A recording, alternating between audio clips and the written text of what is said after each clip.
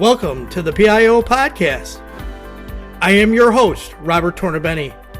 I have been a PIO for over 11 years with 27 years of law enforcement background.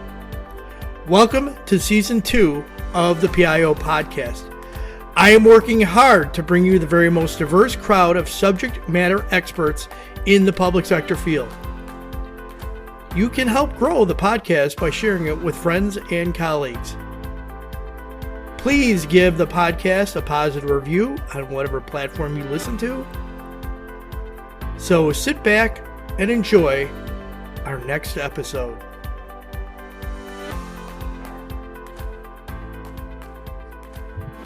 Good morning. Today on the PIO podcast, we have Adam Probolsky. Adam, welcome to the show. Thank you very much for having me. So, Adam, you've had some experience here in the field as a PIO before. Where was that originally? So I was a volunteer member of the Orange County Sheriff's Department for about 8 years, I think, where in California, I should say. There's a few orange counties out there. And we had all kinds of incidents, right? We've got earthquakes, we've got fires, we've got, some real crime incidents. My favorite kind of moment was, from a PIO perspective, was being the on-call PIO or the on-hand PIO at a wildfire. And interesting experiences. Yeah, that was something that as a PIO, somebody once told me, hey, you need to go and experience what PIO that has to work in a fire zone has to deal with. That's definitely, trial by fire, that phrase, but in reality, it really does give you a really good understanding of how much information is coming in, how much that they have to do, and the pace that it comes at is just incredible. Yeah, I had kind of a unique experience of operating from the EOC, the Emergency Operations Center, while the fire was approaching the EOC. Oh, wow. So we actually had the potential of having to shelter in place while the fire was heading. Now, luckily, they kind of figured it out and headed it off, but it was. And yeah, you've got this responsibility of making sure that people have the information they need for school cancellations and road closures and things like that. And then, of course, making sure that other agencies have the info they need. So yeah, fascinating times. I'm glad I had the chance to be that, to have that role. And I have great respect for people who do it professionally. I was, like I said, a volunteer with the department. All right. So Adam, you now are a CEO for the Probolsky Research Group. So tell me about that and how you got into that field. So I'm the president. We do have a CEO, and she is much more important than me. And she's the reason we have a woman-owned and Latino-owned company. But yes, I run a big part of the company. We primarily work for government, local, regional, state governments, helping them understand their public. And it's everything from annexation, taxation, rate structures, development projects, big, meaty infrastructure projects. When you're in the business of communicating and trying to build support oftentimes and just generally know your public, having research, polling, focus groups is a real valuable resource. And that's what we provide. Obviously, we are big believers in the ability for communicators to know how to communicate and to know the kind of flavor of what their community cares about. But we bring this much more strategic element to that conversation. Okay, and that kind of gets into the meat and potatoes of what we're going to be talking about. So today we're going to be talking about a variety of topics, including opinion research and data to drive key messaging. What is opinion research and how is it conducted? So the easiest way to talk about it or think about it is the poll that you see on who's going to win for some race, right? Sheriff or governor or president. The accuracy of those polls. I know there's been some questions about presidential, but on a citywide basis, countywide, statewide, are typically extremely accurate. I mean, we know ours are, and if you use a solid methodology, it's going to be. And it's basically the these days, our polls are conducted multi-mode. So you essentially have to meet people where their kind of communication style is. So you have to talk to them on the phone, and some people still have landlines. Most people have mobiles. So you got to call both. But really, the vast majority of responses these days are coming online. So we email and text people and have them respond through a link to get to a survey experience. Really important to kind of meet people, like I said, where they're most comfortable. And you really get a cool opportunity to get people to respond sometimes at midnight when you're never going to be calling them. It's just when they have the opportunity to respond. So you get the mom who's up at midnight or the dad, quite frankly, with the kid, responding to a survey about their community because they care. And that's the moment they have available. The data that comes back is super, super valuable just generally for staff and then policymakers.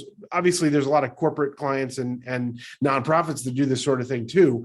But from a PIO perspective, having the understanding of what your community thinks, knowing where they get their information. So are they living on Facebook? Are they living on Twitter or Nextdoor? Are they reading the newspaper, or are they more focused on local TV? And then demographic wise, right? If you have a sense of your Latino population really isn't getting your message, maybe there's reasons for that. And we can identify that through the cross-tabulated results of like, okay, here, older folks are understanding, but your younger demographics just aren't, and all kinds of techniques you can use to kind of do that outreach. Okay, so once you get all that data, how do you turn that into an effective messaging and outreach campaign?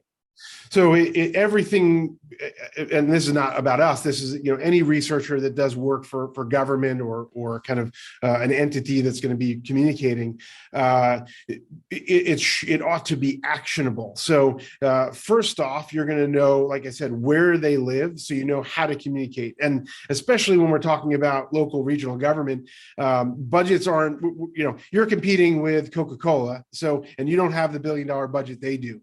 So you get to know what social media platforms, or let's say it's YouTube. So you now know that you can dedicate, let's say you've got $1,200 as your budget for this month or this quarter to do your buy on some social media. Well, you're going to buy on YouTube and take your 15-second spot or 30-second spot and try to promote the heck out of that sucker. And so that's a big part of it, is knowing how to communicate with what group. But as far as messages go, you're going to ID what people are caring about. And obviously that's going to be helpful for policymakers to help kind of guide where they direct maybe discretionary dollars, or where they direct the monies that they can, whether it's law enforcement or traffic or whatever it is. But you're going to know what message it is that people care most about. And sometimes it's not about, okay, we're changing policy. It's, oh, they really care about housing affordability. Well, guess what? We've got like these 6 things we've done on housing affordability. We're just going to promote the heck out of that stuff. We're going to talk about that housing trust we started, and we're going to talk about the partnership we've got with a nonprofit, and we're going to talk about those things. And so really it helps you identify what message you're going to push out there on your social media channels, what you're going to push out there in your newsletter, what you're going to, quite frankly, even when you're just out in public and talking to folk, what your slide deck should have when you're at the local homeowners association. Okay. So, law enforcement, the local government, a lot of times there's a lot of anecdotal comments about in the things that they do. So what is the importance of having database community engagement versus anecdotal community engagement? So we are, as I said, as researchers, we love data. So if you told me you've got a survey monkey and you've got, 150 people responded, or 5,000 people, I don't care. I think it's fantastic. It's great. Don't stop. Keep doing it. Data is data, and we love it. But if you want a true understanding of what your broad public thinks, and it's accurate based on age and gender and geography, district or whatever it is, ethnicity, and you really want to have that clear picture that isn't just incidental or just the people that care to show up or care to kind of reply to a survey, then you want a statistically valid survey. And, we we deal with agencies really big and really small. So sometimes the smaller ones really have the ability to do this once every 5 years, and the bigger ones are doing it every couple months, right? So it really depends on your budget and what the need is. But having a clear, statistically valid and representative sample is really the thing that differentiates having a consultant, a pollster like us do it versus your own in-house thing that really is probably very skewed potentially towards one demographic, age group, and things like that. It doesn't really give you a picture of what the public as a whole thinks. Okay, so you mentioned one platform like SurveyMonkey. Is that a valid tool to use to try and gather data? So it's interesting. We have a small agency, irrigation district in California, actually, and they had for years been doing their own survey with kind of a SurveyMonkey tool and emailing it to their customers. And then they realized, we want to really validate this data and get a sense of whether this is real. And they hired us to do a poll with kind of similar questions.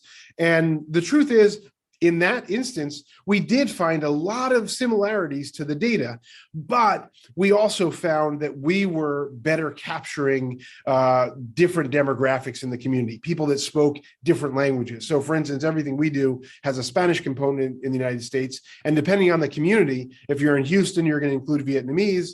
If you're in Chicago, you might include Chinese, or Detroit, you're going to include Arabic. So really, it's things like that we can integrate that makes it a little more inclusive. Also, the same thing goes for, including telephone as an option, which isn't mandatory, but you do bring in another element of your population that isn't comfortable necessarily responding to a survey online. So right. The answer is yes. If you have no budget for research, just ask questions and get some feedback, but don't assume that is predictive of your community as a whole. It's predictive of the people who chose to show up. Okay. And you mentioned a word before, you said inclusive. So yeah. I want to talk about that because that is a massive word in every community in the world, in the country right now, using that word inclusivity and so on. And politically, it's used all the time now. Let's expound upon the importance of getting inclusive data so that it reflects the community as a whole. Sure. So it doesn't. I wish it didn't have a political connotation. The idea of getting fully representative data about your community, everybody should want that. And so, like I said, ideas like language. Right now, we're running in some states, let's say Texas or California or even Colorado, as many as 10% of the respondents that we are surveying conduct the survey, take the survey in Spanish. It doesn't mean they only speak Spanish. It doesn't mean that they don't speak English. It just means that's their preferred language in that instance, or maybe that's what they speak in their home. So that's an inclusive component of making sure if you didn't have Spanish, could they have gotten through the survey? Yeah, but maybe they just wouldn't have done it because it wasn't something they're comfortable with. The same thing goes for, let's say, the African American or Black population that in, let's say, a SurveyMonkey survey that you might throw out there just may not participate because maybe you didn't have their emails or you just didn't reach out to them in a way that they felt comfortable. And so in that case, you need to figure out a way to fully represent them. Let's say, Black population in your community is 17%. Well, your typical response from some, random, survey that you do online that you might only get 5 or 6% participation from Black population. All of a sudden, you're just not really being inclusive. And so our job as researchers is to maximize and get to that 17% for sure, whether it's by sending email or sending a text or whatever means we need to do. And the same thing goes for age populations. Younger age groups, they're just not as engaged in civic life yet. Hopefully they will be. And so they tend not to take surveys as much. And so we have to kind of fight and claw in order to get that younger demographic to respond to our surveys. And that's our job. But don't you think the younger community nowadays, because they're so tech savvy, that's more of a common thing for them to do than our older community members might be? You'd be a little bit surprised. There are almost as many, or depending on the community, more grandma and grandpa responding to our survey online than there are younger folk. And it's just because they're living on Facebook, they're living on their Gmail, and that's how they interact. I mean, if you've probably seen this all the time. Younger people, as soon as they see their parents or grandparents on Facebook, they, run to another platform. Right. But it's that challenge. And there's like a certain geography, like let's say it's a wealthier part of town that typically doesn't respond to surveys. And then that's why, a researcher like us is like, got to pound the phones, send emails, send a piece of mail, whatever it takes to get that, doctor who makes $250,000 a year, who's, Asian American, who, lives in $1 million house, get that last one to make sure we fill out that demographic group in our survey. Okay, great. So these next couple of questions are going to be important for the PIO, in particular when conducting messaging during legislative periods or attempting to secure funds. How can the PIO identify what the community understands about policy and the agency? And more importantly, how does the PIO identify what information the community needs more of? Sure. So I've got a great example of this. We just did some work for a city in, I won't expose them because I don't know how far and wide they've put the data, but it's a city in South Carolina, very, very close to the coast, let's say. And the roads in their town are almost exclusively owned and maintained by the county, by the state, by private owners. They don't own or maintain virtually, but a couple miles of the hundreds of miles of roads in their town. And so it becomes a challenge for policymakers and for staff to be constantly, and it's a priority. People are concerned about the roads and they want them to be improved. So, okay, it's not really my job as the city to fix it, but I've got to be responsive to my public. So I now identify that they're concerned about it and I can't do anything about it.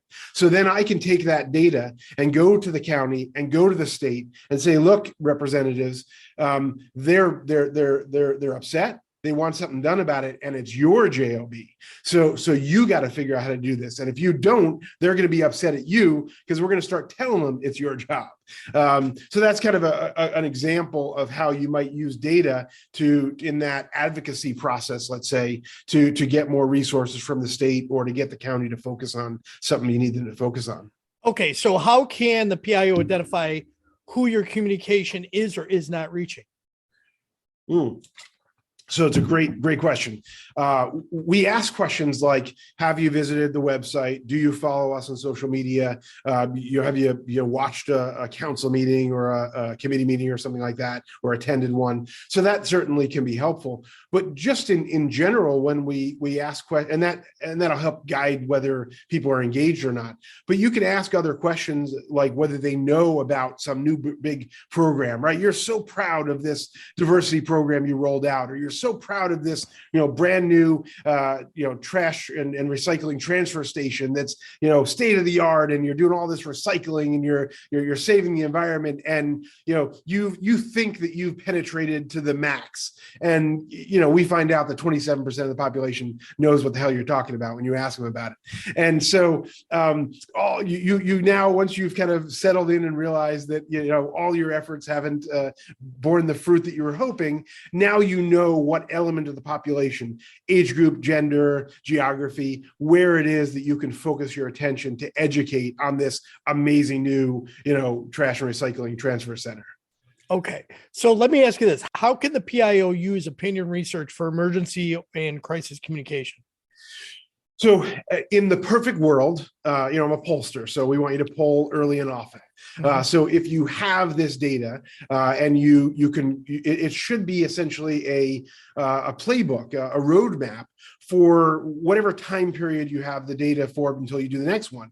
Obviously, if the last survey you did was 5 years ago, it's going to be stale. But if you have a survey from the last year or 18 months or two, the moment the crisis hits, you get to go back to that and say, okay, right, here's where my public is. Here's where they live online. Here's what newspapers or other news outlets they look at. So I'm going to focus my attention to get my message out, on the Times Herald website and on Facebook versus waste my time on Nextdoor and some regional radio station.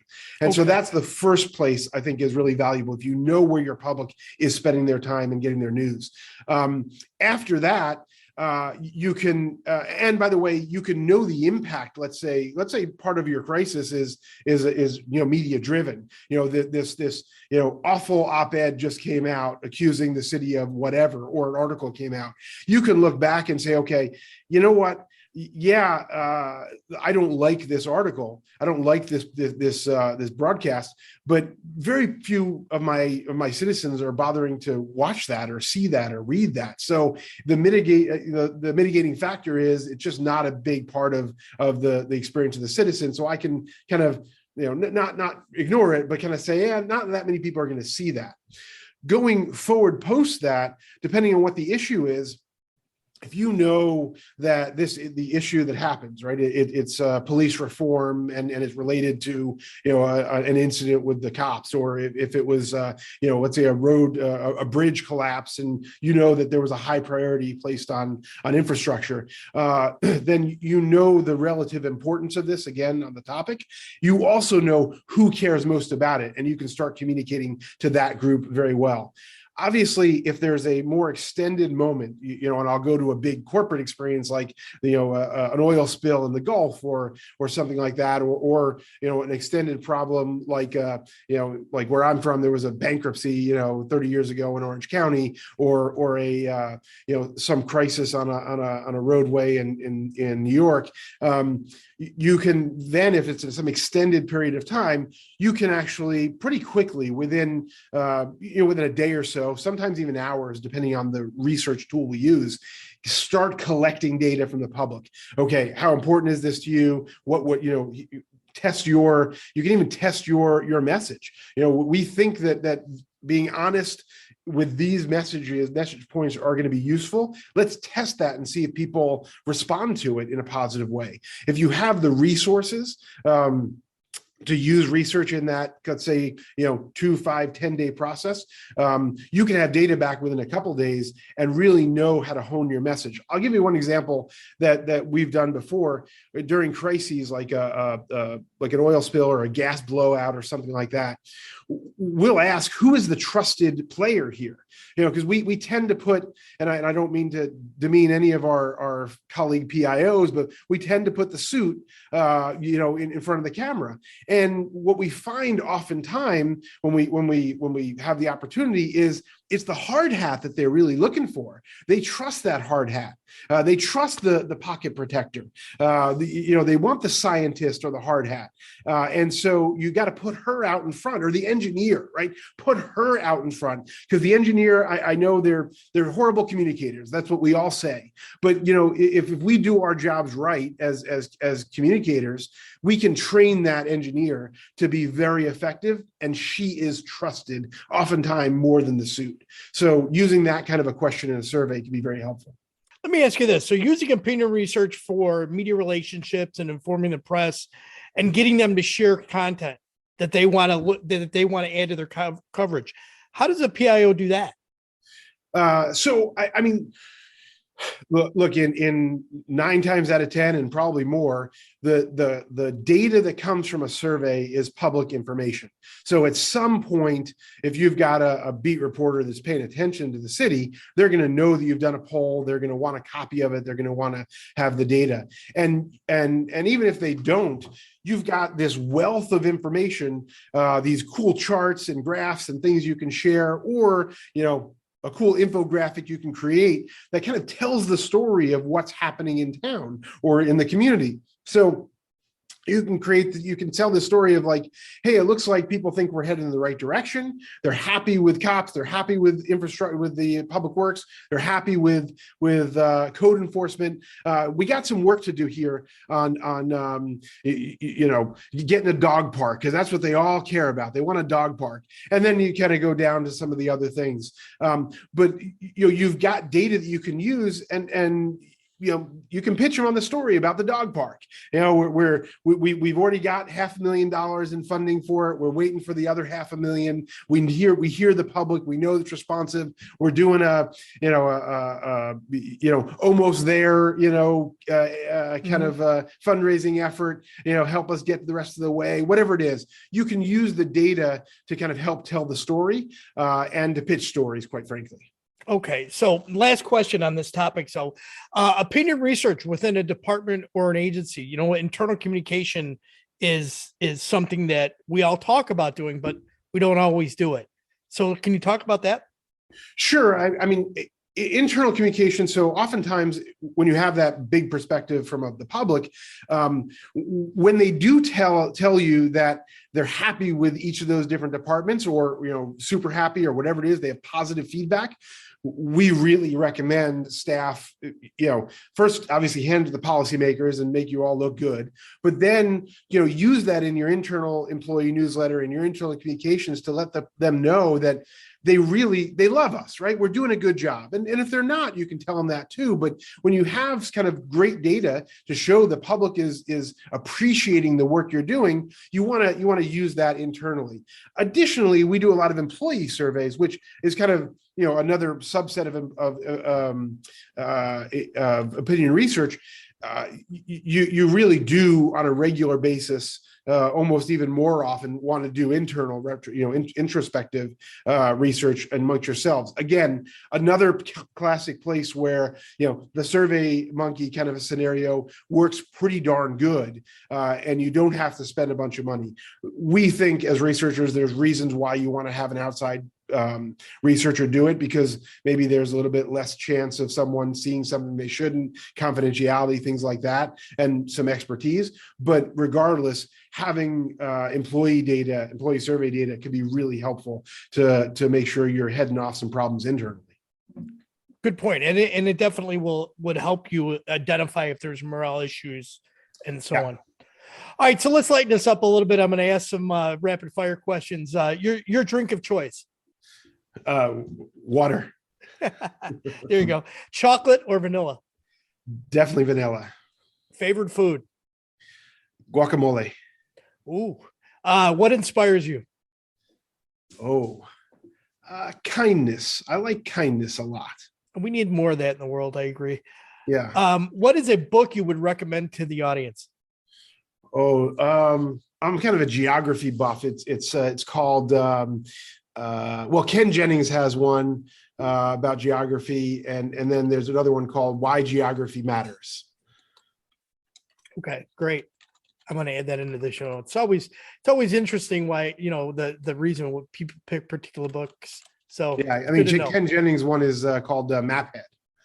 Oh, okay, great. I'll add that in there. Awesome. All right. So final thoughts. Anything you'd like to add? I guess just that, I'll reinforce, data is great. You should collect it. You should embrace it. I'm a fan of, obviously, the professional involvement in the process, but even if you can't, you should, from a PIO perspective, you've got the power of the agency or the organization you're with. Call a researcher that does this for a living and pick their brain. 9 out of 10 of us will spend an hour on the phone with you, giving you all the secrets of the business, because there really isn't a secret sauce. And maybe, if you don't have the budget, help you get as far along as you possibly can. This doesn't have to be $1 million endeavor. Adam, thank you for coming on the show. If people want to reach out to you and connect with you, learn about what your organization does, how can they best do that? I'm probably the most reachable person in the world. If you go to our website, probolskyresearch.com, my email is on there. They can tweet me. They can, I have open Twitter. They can find my phone number pretty darn easily. Reach out. I'm like an open book. In my life, hundreds of people have, been there as mentors and open books to me. So I'm like that for everybody that calls me. And I'll add those links into the show notes so that the listeners can find that. Adam, thank you very much for coming on the show. I really appreciate it. Thanks a million, Robert. Bye-bye.